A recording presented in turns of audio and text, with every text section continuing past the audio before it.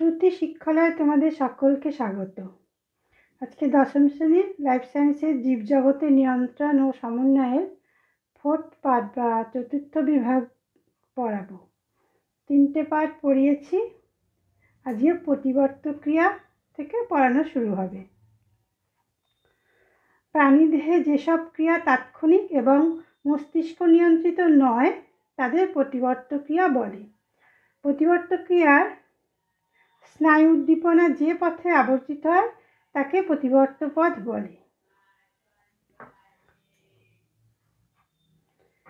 উদাহরণ দিয়ে বুঝিয়ে দিই। চোখে তীব্র আলো পড়লে তারারন্ধ্র সংকুচিত হয়, এটা একটা প্রতিবর্ত ক্রিয়া। এর আগের পার্টে আমি এই নিউরনের স্নায়বিক পথ এসব বোঝাতে গিয়ে বলেছিলাম চোখে কিছু পড়লে চোখটা বুঝে যায় তৎক্ষণাৎ। ওটাও কিন্তু মস্তিষ্ক নিয়ন্ত্রিত নয়, স্নায়ুকেন্দ্র দ্বারাই নিয়ন্ত্রিত।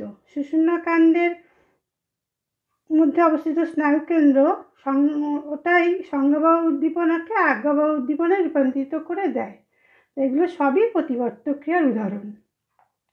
চোখে তীব্র আলো পড়লে তারারন্ধ্র সংকুচিত হয়ে গেল, গরম বস্তুতে হাত দিলে তৎক্ষণাৎ হাতটি সরিয়ে নেওয়া হয়, লোভনীয় খাদ্যের দর্শনে বা ঘ্রাণে লালাক্ষরণ হয়, হঠাৎ পায়ে কাঁটা বিঁধলে পাটা সাথে সাথে সরিয়ে নেওয়া হয়। এগুলো তাৎক্ষণিক ক্রিয়া বা প্রতিবর্ত ক্রিয়া। প্রতিবর্ত ক্রিয়া দু রকমের, একটা অর্জিত বা জন্মগত, একটা অর্জিত। যেসব প্রতিবর্ত ক্রিয়া পূর্বপুরুষ থেকে প্রাপ্ত, স্থির এবং কোনো শর্তের অধীন নয় তাদের জন্মগত বা শর্ত নিরপেক্ষ প্রতিবর্ত ক্রিয়া বলে। জন্মগত প্রতিবর্ত ক্রিয়াগুলি কখনো জীবদেহ থেকে হারিয়ে যায় না, যেমন জন্মের সঙ্গে সঙ্গে শিশুর স্তনপানের ইচ্ছা, উজ্জ্বল আলোকে চোখ বন্ধ হওয়া ইত্যাদি। অর্জিত প্রতিবর্ত ক্রিয়া, যেসব প্রতিবর্ত ক্রিয়া জন্মগত নয়, বারবার অনুশীলনের মাধ্যমে অর্জিত হয় এবং নির্দিষ্ট শর্তের অধীন, তাদের অর্জিত বা শর্তাপেক্ষ প্রতিবর্ত ক্রিয়া বলে।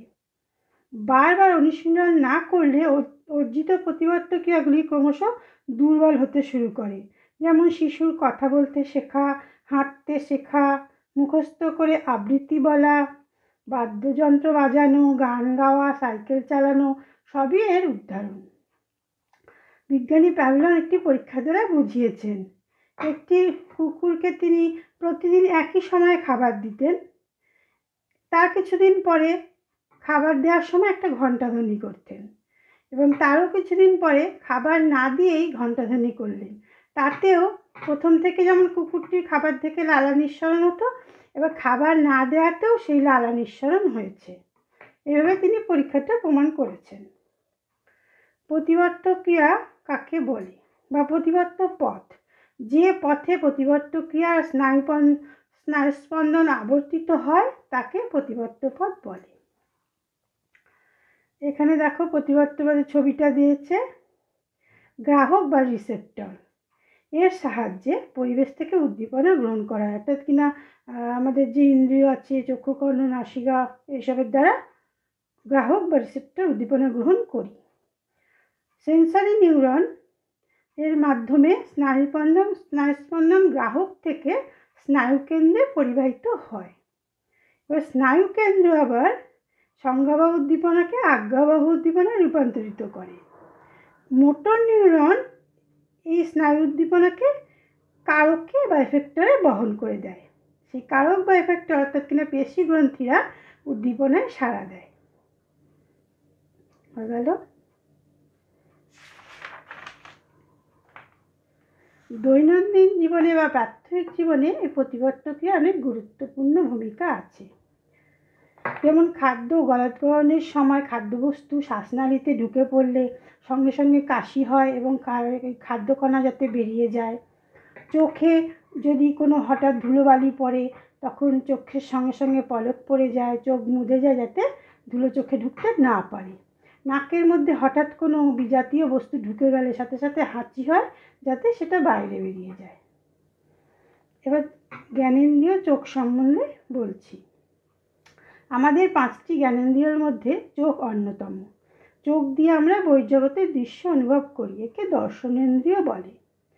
প্রাণীদের যেসব গ্রাহক অঙ্গ পরিবেশ থেকে বিশেষ বিশেষ উদ্দীপনা গ্রহণ করে নির্দিষ্ট স্নায়ুর মাধ্যমে স্নায়বিক কেন্দ্রে পাঠিয়ে সেখানকার নির্দেশ পালন করে তাদের জ্ঞানেন্দ্রিয় বলে। আমাদের 5টি জ্ঞানেন্দ্রিয় চক্ষু, কর্ণ, নাসিকা, জিহ্বা, ত্বক। চক্ষু হলো দর্শনেন্দ্রিয়। চোখের কয়েকটি এই যে ছবিটা দেখবে এগুলো সম্বন্ধে এখানে আছে বলা। স্ক্লেরা, এটি কোরেটকে রক্ষা করে। কর্নিয়া, প্রতিসারক মাধ্যম হিসাবে কাজ করে। কোরেট রেটিনাকে রক্ষা করে, বিচ্ছুরিত আলোকে প্রতিফলন রোধ করে। আইরিস তারারন্ধ্রকে ছোট ও বড় করে চোখে আলো প্রবেশ নিয়ন্ত্রণ করে। রেটিনা বস্তুর প্রতিবিম্ব গঠনে সাহায্য করে। রেটিনার রড কোষ মৃদু আলোক শোষণে এবং কোন কোষ উজ্জ্বল আলোক শোষণে সক্ষম। অন্ধবিন্দু, এগুলো শর্ট কোশ্চেনে আসতে পারে, তাই আলাদাভাবে পড়ছি। রেটিনার যে অংশে অপটিক স্নায়ু মিলিত হয়েছে সেই অংশে কোনো আলোক সুবেদী কোষ থাকে না, তাই এই অংশে বস্তুর প্রতিবিম্ব সৃষ্টি হয় না। এই অংশটিকে অন্ধবিন্দু বলে। হৃৎবিন্দু কি? রেটিনার যে অংশে কোন কোষের সংখ্যা বেশি, কোন কোষে আর কি থাকায় সবচেয়ে ভালো প্রতিবিম্ব সৃষ্টি হয় তাকে হৃৎবিন্দু বলে। অ্যাকুয়াস হিউমার, এটি প্রতিসারক মাধ্যম হিসাবে কাজ করে এবং চোখের আভ্যন্তরীণ চাপ নিয়ন্ত্রণ করে। লেন্স, আলোর প্রতিসরণ ঘটিয়ে রেটিনার ওপর ফোকাস সৃষ্টি করে। ভিট্রিয়াস হিউমার, এটিও প্রতিসারক মাধ্যম হিসাবে কাজ করে। নেত্রবত্তকলা বা কনজাংটিভা,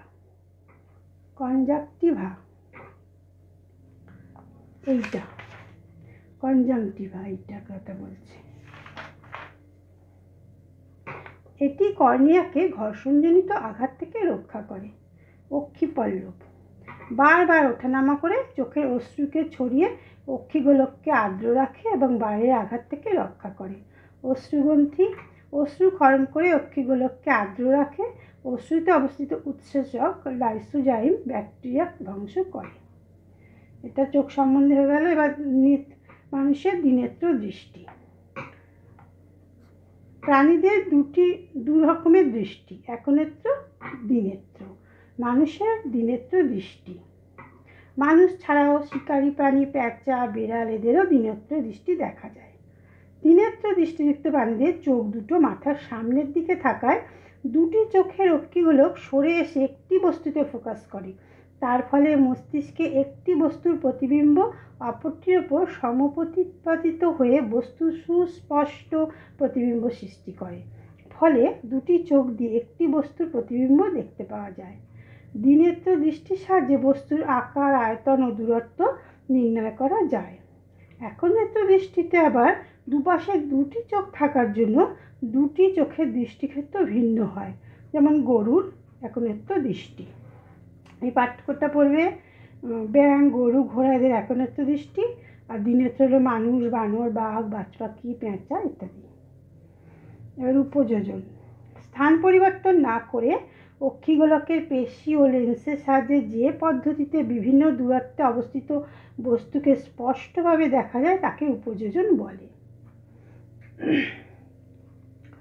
সহজভাবে বলা যেতে পারে চোখের লেন্সের ফোকাস দূরত্ব এর খাপ খাওয়ানোই হলো উপযোজন।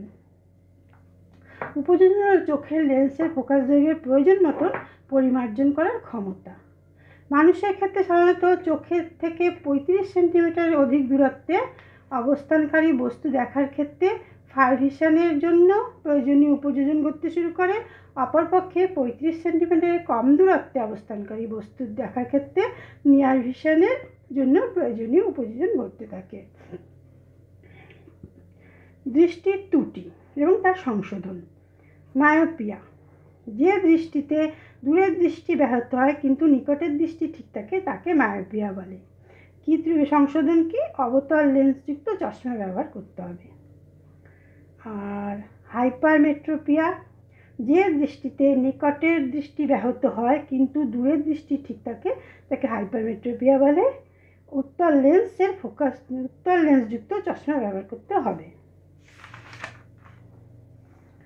প্রেসবায়োপিয়া এই ধরনের ত্রুটি সাধারণত 40 বছরের বেশি বয়সী লোকেদের হয়ে থাকে।